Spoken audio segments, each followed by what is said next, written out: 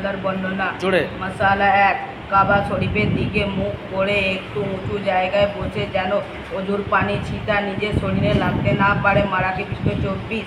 মশালা 2, বিসমিল্লাহ পাঠ করে অজু শুরু করবে। মারাকি পৃষ্ঠ 29।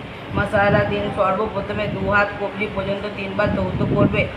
বাহরুর রায়েক একমুখণ্ড পৃষ্ঠ 17। মশালা 4, তারপর 3 বার কুল্লি করবে। নুরুল ইজার পৃষ্ঠ 32।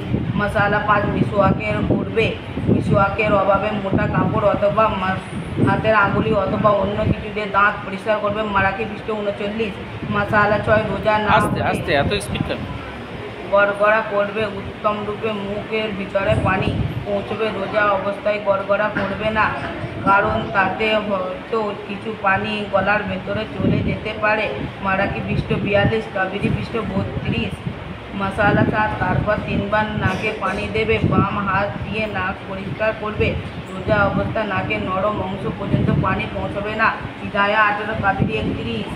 মশালা 8, তারপর 3 বার কপালের চুলের গোড়া থেকে থুতনি পর্যন্ত এবং এক কানের লতি হাতে উপরে কানের লতি পর্যন্ত মুখমণ্ডল ভালো করে ধৌত হাত দিয়ে মুলে ধৌত করবে যেন সব স্থানে পানি পৌঁছায়। উভয় ভ্রু গোড়া ও খেয়াল করে পানি পৌঁছাবে যেন কোনো স্থান শুকনো না থাকে। নুরুল ইজাহ পৃষ্ঠা 30, বাহর প্রথম খণ্ড পৃষ্ঠা 11।